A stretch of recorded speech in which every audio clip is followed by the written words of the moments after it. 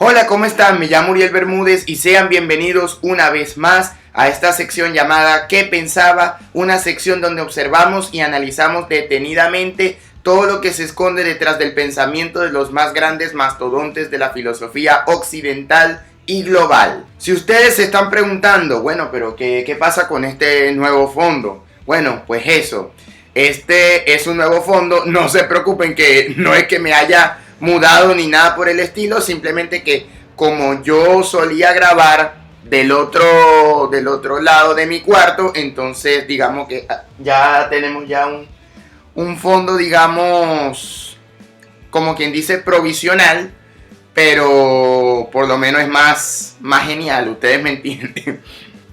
En el episodio de hoy vamos a hablar sobre el pensamiento filosófico de uno de los filósofos más importantes del siglo XX, el alemán Martin Heidegger.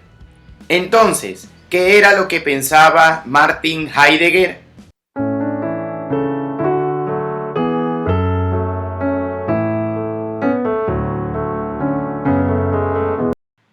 El libro titulado Ser y Tiempo, su obra maestra, que fue publicada en el año 1927, es el primer resultado del pensamiento de Heidegger y es considerada como una de las mayores obras de la filosofía, hasta el punto de que ha sido comparado con la metafísica de Aristóteles. Sin embargo, es solamente la primera parte de un proyecto que no llegó a terminarse. Este proyecto partía como la búsqueda del sentido temporal del ser. Se trataba de buscar un fundamento sólido para la exploración del sentido unitario del ser que Aristóteles había eludido al concluir que la polisemia del concepto era inabarcable. Heidegger trata de desvelar este sentido unitario a partir de la temporalidad del ser en cuestión, el Dasein. En ese caso, no se define al ser humano como una naturaleza, una esencia invariable y universal, sino como un poder ser. La existencia demuestra su prioridad sobre la esencia con la célebre fórmula del 9 de ser y tiempo. La esencia del Dasein reside en su existencia. Pero tal como indicó el propio autor, este intento resultó en un fracaso. La tercera sección de la primera parte, Tiempo y Ser, y toda la segunda parte de la obra nunca llegaron a escribirse. De este fracaso obtiene Heidegger la convicción de que la metafísica es incapaz de atender a su propia verdad, a saber, la diferencia entre ente y ser. Con el fundamento del tiempo, Heidegger busca establecer que el ser no es solamente en el tiempo, temporal, como se dice habitualmente, sino que se identifica con él. Según las propias palabras de Alain Boutot, traductor de los textos de Heidegger al francés, el Dasein es no solo temporal en su ser, sino que se identifica con el tiempo mismo, no con el tiempo concebido como una continuación de la hora, sino como una figura más originaria. El tiempo ordinario, el tiempo de los relojes, deriva de la temporalidad propia del Dasein.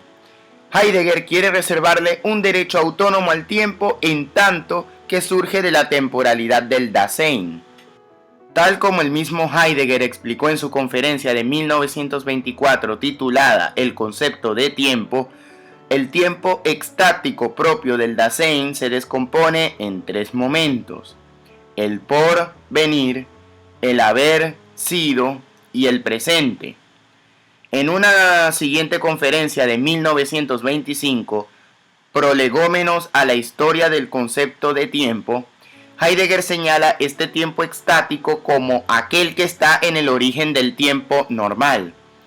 Este último no es ahora, por lo tanto, más que un tiempo derivado que encuentra su fundamento y su posibilidad en el primero. Para distinguir este tiempo originario, Heidegger lo califica de temporal o histórico. Este ser ahí, Dasein, es calificado como temporal, según François Dastur, porque él constituye el horizonte unitario del proyecto extático del Dasein. Con el concepto de Dasein, Heidegger trata de tematizar al ser humano, que somos nosotros mismos, a través de la determinación más esencial, a saber, y citamos, el ser que comprende al ser. El ser de este ente va revelando su creciente complejidad a lo largo de la analítica existencial que se realiza en Ser y Tiempo. En el núcleo de este análisis se expone en un comienzo la estructura fundamental del ser en el mundo en sus diferentes modos: ser arrojado, ser para la muerte, etc. Ya desde Ser y Tiempo, Heidegger interroga acerca de un concepto clave de la historia de la metafísica: la verdad. En los textos de Aristóteles, esta era definida como una adecuación entre la idea y la cosa. Esta definición se prestó a lo largo de la historia de la filosofía occidental a distintas variaciones, pero siempre en torno a la misma relación.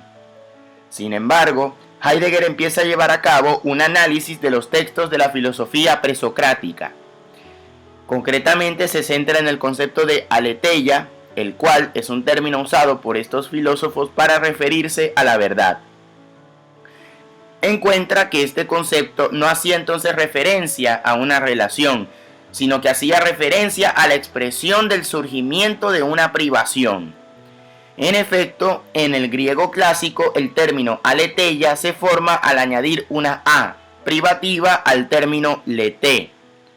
Una mutación de esta concepción de la verdad se produjo con la determinación platónica del ser como idea, tildada por Heidegger como catástrofe.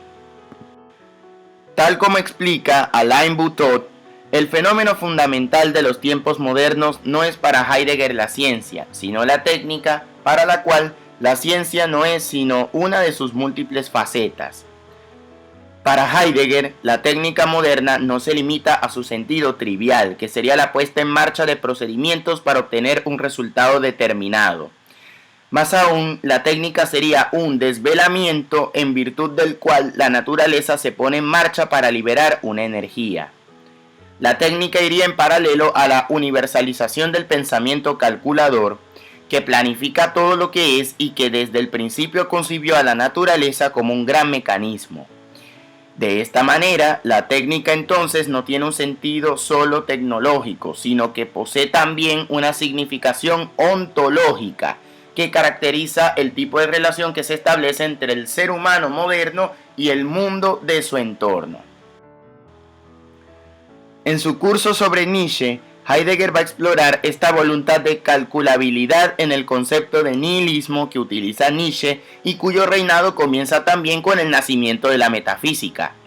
En esta historia de la metafísica, la última etapa, la de la técnica moderna, dibuja un ser humano cada vez menos dueño de sí mismo y cada vez más puesto en evidencia por el gestel. Aunque algunos pensaban que sus puntos de vista tenían una especie de enfoque central en su persona, el propio Heidegger insistió varias veces en que no existía tal cosa como una, entre comillas, filosofía de Heidegger, expresando a menudo su preferencia por el nombre de camino del pensamiento, que en el idioma alemán se traduce a Denkweg. Heidegger se opone al pensamiento tradicional que trata de explicar las cosas a través de causas. En su lugar, opta por el venir y dar la bienvenida, el dejar ser, se enlacen. Adrien Franz Lanor señala que cuando trata con el concepto de metafísica, el trabajo de Heidegger puede comprenderse como una larga labor de abandono, con el fin de dejar que el fenómeno se muestre en su manera singular. A diferencia de sus predecesores, él dio, bajo el nombre de Erörterung, un lugar concreto para aquello informulado que siempre se reserva y funda la unidad del texto o del pensamiento. Por un lado, Heidegger también se esforzó por sobresalir en medio de sus predecesores en el sentido en que él mismo formula lo que llamó una verdadera búsqueda de lo no pensado a lo largo de sus estudios. Por otro lado, el mismo Heidegger consideró que el filosofar es el extraordinario preguntar por lo extraordinario. De esta manera, la filosofía no se halla en el camino que transitamos y tampoco reside en el círculo de los modos del cuidar o satisfacer necesidades dominantes. Está fuera del ordinario. De ahí que Heidegger recurra a otra frase de Nietzsche: el filósofo es un hombre que constantemente vive, ve, oye, sospecha, espera y sueña cosas extraordinarias. Si, como dijera Heidegger, que la pregunta por el sentido de ser fue olvidada después de los griegos, queda por desentrañar otra cuestión relativa a la naturaleza y la solidez de fondo de las afirmaciones ontológicas que dominan el pensamiento filosófico desde entonces. Así, ¿en qué tipo de evidencia se basa la idea de ser cuando se determina como presencia subyacente permanente? Para Heidegger, siguiendo a Christian Du Bois, este olvido significa la permanencia incuestionada de un fondo de conceptos ontológicos. Todo preguntar filosófico posterior a este olvido dejará entonces una filosofía subterránea, orientada previamente por un sentido que parece evidente y que no lo es en absoluto. De ahí que sea necesario sacar a la luz este fundamento que en el fondo poco tiene de evidente. Este es entonces el trabajo de deconstrucción, en alemán Destruction, de la tradición que Heidegger entiende como un desmontaje de piezas. La influencia de Heidegger en la filosofía francesa ha sido particularmente notable.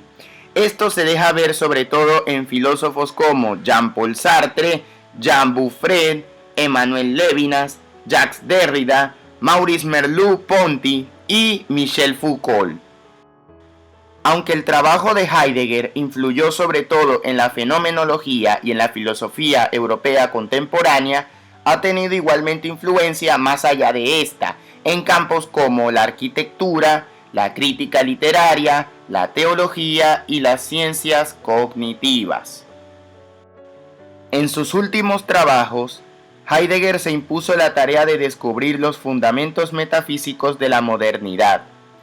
El estudio de estos fundamentos implicaba, y citamos, abordar el recuerdo interrogativo de la larga historia de la metafísica, y dar un paseo por debajo de la técnica que sería para Heidegger una figura de la metafísica que rige nuestro presente y planifica nuestro futuro.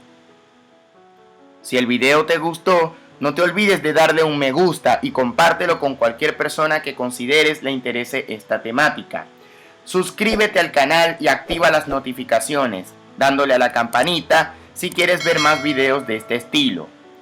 También no te olvides de seguirme en mis redes sociales que están abajo en la caja de descripción. Sin más nada que decir, se despide este humilde servidor Uriel Bermúdez y esto era lo que pensaba Martin Heidegger.